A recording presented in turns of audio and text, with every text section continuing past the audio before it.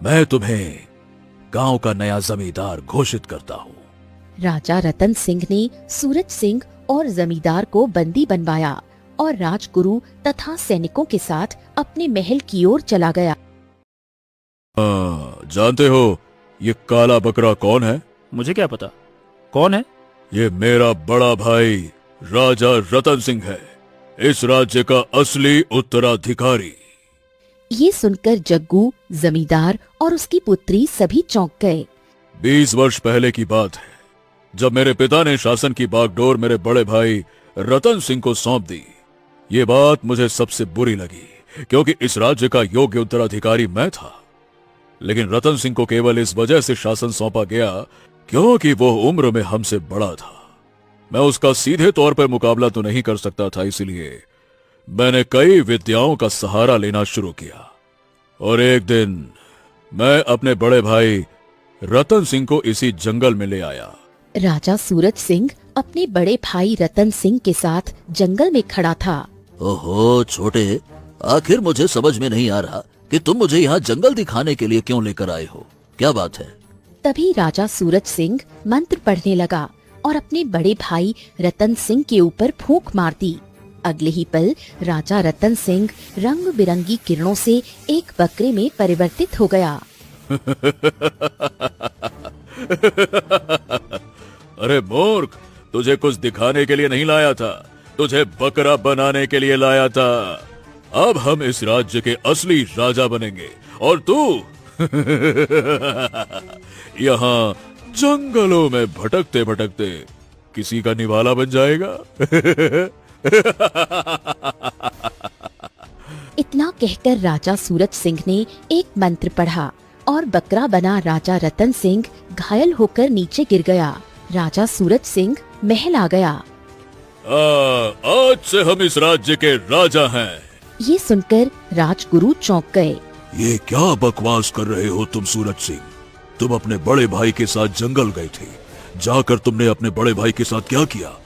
वो इस राज्य का राजा है। बड़ा भाई? कौन बड़ा भाई? जिस बड़े भाई के साथ तुम्हें गया था वो तो बकरा बन गया। वो तो अब संसार छोड़कर अलविदा कह गए होंगे, क्योंकि मैंने उन्हें रास्ते से हटाने के लिए कई विद्याओं का सहारा लिया और उन्हें बकरे में बदलकर घायल कर दिया। ये सुनकर राजगुरु चौंक गए। उन्होंने अपनी आंखें बंद की। कुछ देर बाद राजगुरु ने अपनी आंखें खोली और मुस्कुराने लगे। मूर्ख, तुम्हें अच्छी तरह से पता है, मुझे भी कुछ चमत्कारी विद्याओं का ज्ञान है। मैंने भविष्य देख लिया है। तुम्हारा बड़ा भाई ही इस राज्य का असली उत्तराधिकारी है और वही रहेगा। कुछ वर्ष बाद वो आएगा और अपना राज्य छीनेगा और तुम अपना बाकी का शेष जीवन कारागार में बिताओगे। ओहो, कारागार में बिताओगे? धत! ऐसा कुछ नहीं हो सकता, कभी नहीं होगा। मैं अपनी मंत्र शक्ति से बड़े भैया को काले बकरे में बदल कर आया हूं और साथ में उन्हें घायल कर दिया है। अब तो वो संसार भी छोड़ गया होगा और किसी के पेट का निवाला बन गया होगा।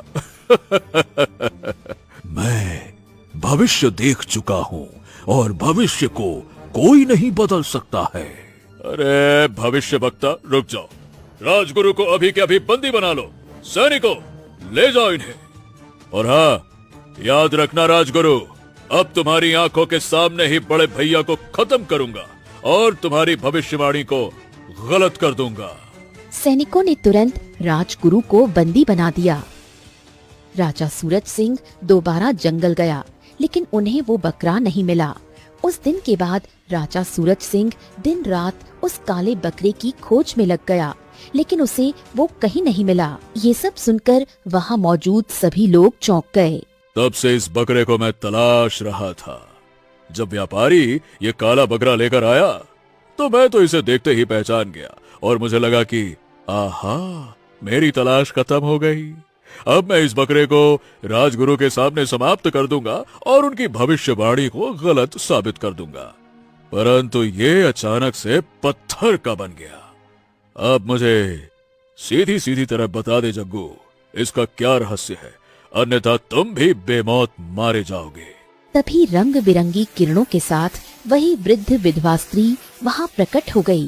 अरे आप तो वही विधवा स्त्री हैं जिन्होंने मुझे अंगूठी दी थी। आप यहाँ?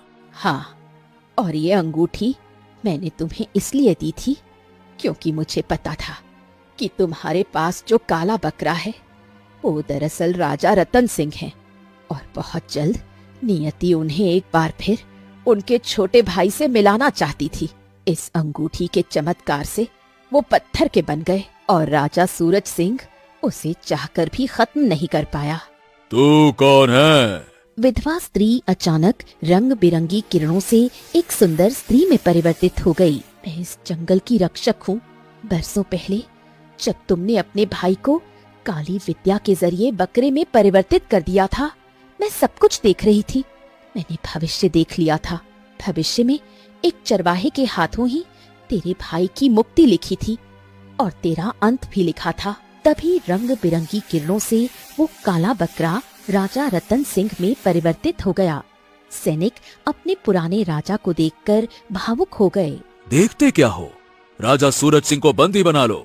राजा सूरज सिंह को तुरंत बंदी बना लिया गया और अब जमींदार को भी बंदी बना दो। सैनिकों ने तुरंत जमींदार को भी बंदी बना लिया। मैं तुम्हारे बारे में सब कुछ जानता हूँ जमींदार, कि तुम किस तरह से गांव के लोगों के साथ अन्याय करते हो। इसीलिए तुम्हारी जगह भी मेरे छोटे भाई सूरज सिंह के साथ ही होगी। जीवन भर कारागार में तुम कभी सूरज की किरण नहीं देख पाओगे।